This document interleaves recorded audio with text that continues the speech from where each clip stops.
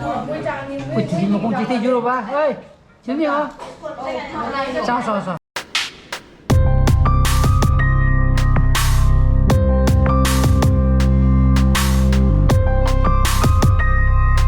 Good morning guys, welcome back to my channel. Man, I'm very good. Masih di nomajing numit ko. Adana horenje ko nungdangda horen nungdangje akoi da saki program le ra. Koi ra hangi mai gari lebagi. Adan maju lame, masi horenje benamo display plate nung adegi leirega leiram me ma bari sile ko. Ko ba ga wari sanari.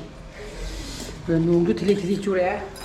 Adana mai gari du jo walk around tauke tawne do nung thili chu nin mo matam na block se ma ge madu gi na tongan block ma dan horen je koi plug family plug sa garani oda kai jang yen ga nga dia thong ba ni le ra ge o odi yen di kiji kya yen kilo 3 ni pan di to ga ni na tari ne pon ne yen ga lo ra ni pa tao có lời thì tao có không thể ở cái mà tao cũng dám cây nào tao có cây nào nga tao thong ba có mà nó hai người mình học mình nga tao thong tao lo ra kun pia ko khare ne bon ju le ha thong ba kero to ro okay anil ne hai mo to ri mo gi keno gi betere ngi khare thong go ne nga du di mat badana le ko na khwa de gi pes ho re tan den hore flip sarani cha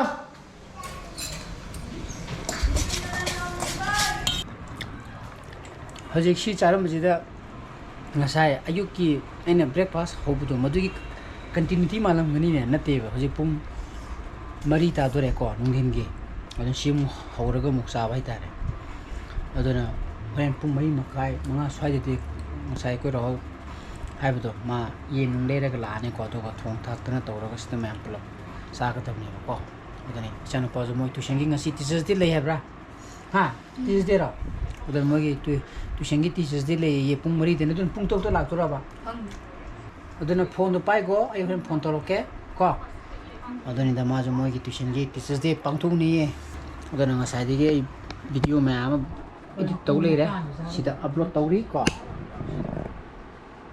nang ni da hamra ka kai bu cha ni ge hangi paisa khar pu go hang ba phane dum ha ko khang ba kram lag na dre kram da yo pi ba amadi yo ra me ne ani di yo re ne ji ge idan ge yen thong de ji to re ha sam la me re yin da KG क्या हो जाना तरे और तरे ने कौन है तो ने ना मैं माते हाँ लाक्टरिया तूने कमाई लाइव दिया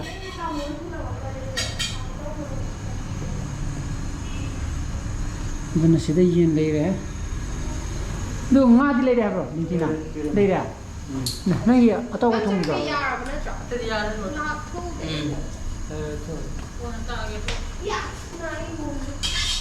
aduna ngasai haina bu nga di ade gi ko ai di kari chaksang no mai kai khang din tra ade gi office ki akoi ni ti gi moi office ki dong gi thola ni chasa aduna nga atoi bu thong ba de ataw bu thong ba di mo de gi dai ra ko pai chao di dum mathang na gi da dum mathak ta dum ton bai tan dum sa ya ni aina na kan dahar mane ni tidara to video na ram ke det phai tin na mo fast with the gari gi mudugi ma ta gi ba ne ha ta gi ne adune sida hai ni je poi thubi ne ngasai ngon da hai ba ko noi ba gi kai la khri da ha was la ni pau phong na gre adune sida mo poi na ko ni ti ga wai san da ma na ta gi ba jan ne sa ma khang na ga hai pai da ai ne ga wai san gi ba san gi phone da ga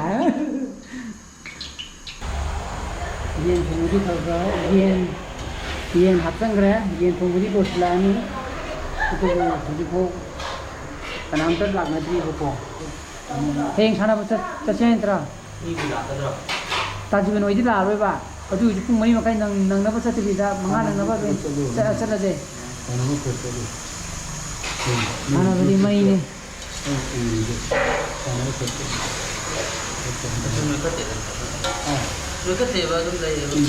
하니 비움도 레요.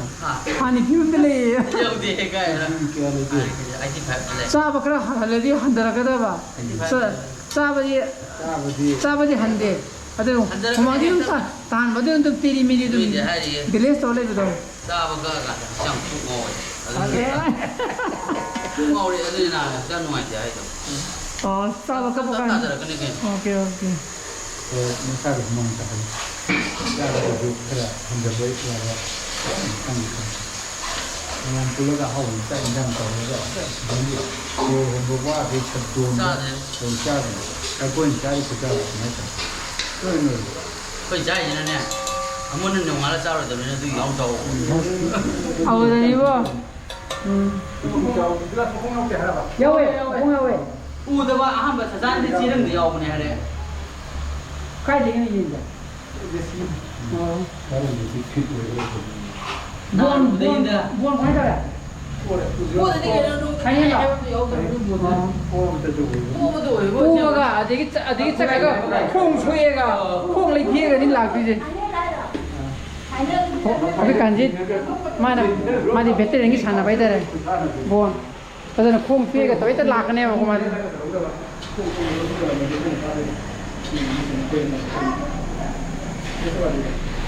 Jadi aja kita hat tengah ni dah. Hingga tu cari cari mana. Kena lagi mungkin tu senggi. teacher sih ke? Teacher sih. Aku ni sada aham jangan tak kan ni bunga. Tahu bunga tu ni. Tahu. Sam. Kem sara apa? Ada mulai. Yo tak lagi ka. Kalau tu pun tu. Nengen, itu kita tinggal. Kai kuma hondo. Pasal semuanya dah kat. Lagi. Dan hinjang kilo sela. Hau ni mana? Hinjang kilo re. Ko. Mayam la ka tu tengah re. Penipi Jangan lah. tak ni, nanti ti. Mama dia kalau buat so ia buat dia. Ah, gitu sih nak kena contoh lah. Mama dia pun dia. Kamai tahu ke? Itu case lah. Ko. Mari.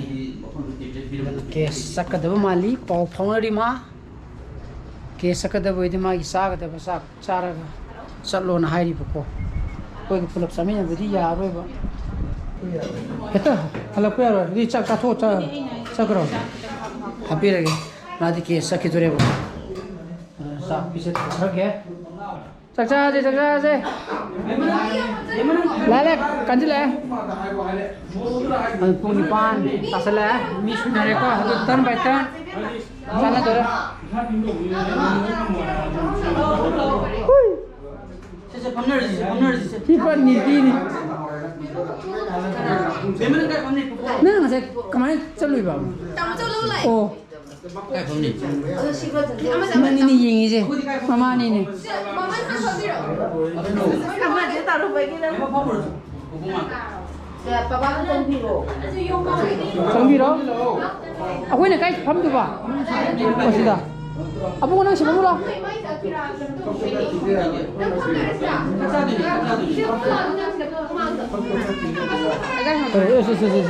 Betul.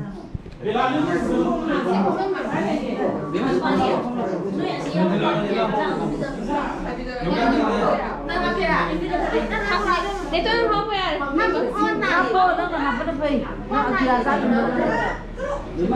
Ay, isa kah salah gaya?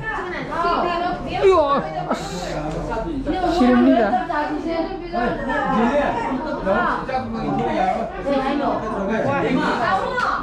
Sekolah langit, kenapa ya kenapa? sak hogol gadi le gadi dasan kai cha do yaro ina nang phai de phama gira chi injolo se nang gi chi phamo ya na ai chak dum dro ngono 짜고 들어 짜고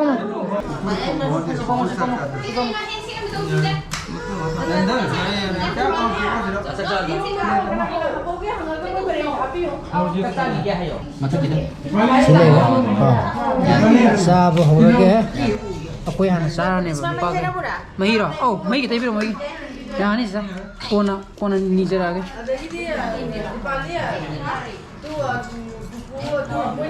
kuch bhi mo kon jite juro ba oi chini ho sao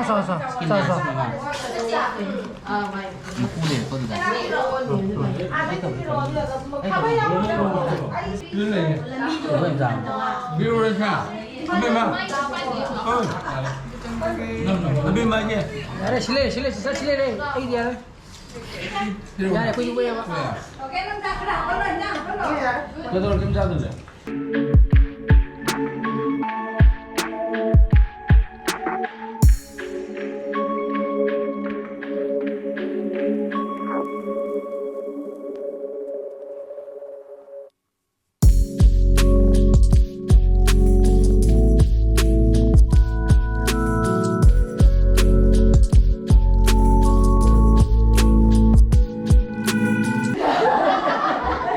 हम चासन है अदना कोई नुपा गई थी चावल हो रे नुपी गई साधु की गाई मोय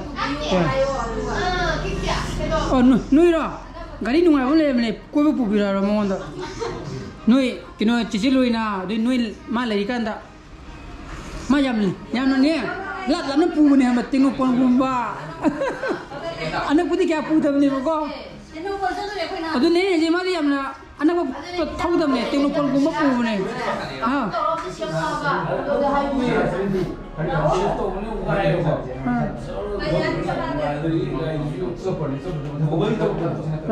nam kana hai da do adu nong ma thau je hai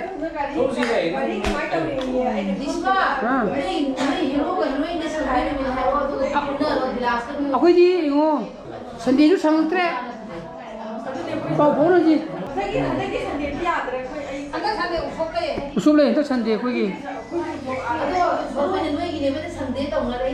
ado ko je ta upari de to ini to खंगे दु खंगे दुई थबो दो नो ओइ बनिना नोइना मरु ओइना सेमागा आइबे वांगे आई रोजे आई नोइ साइ संगिंगे कादि यादबदो नोइना फिक्स हो कादा ते संगबा मतले नुती की संगो टाइमिंग मतले नुंदा की पुंग तरा मत होय दे नमन दे पुंग मोय बुदी संगे खंगे इसानो बा लेने दे कम दु जम रोजे हां सेप्टेम्बर लास्ट वीक आइ दे हो सिना जी से टाइमिंग है जी वे लग दे सिटी बांग फर्स्ट बांग रा ए किनो साथी चार होइद्रो पहिले तुम हापा को तुम ले ए जवजन सिटी बांग रा बा मा थोंगे हाउस्रो बा सिंगा अदुगी अथुइ बुदि चाइन दे दुगी अथोंग बुदि चानिंगे हदे अताव बुदि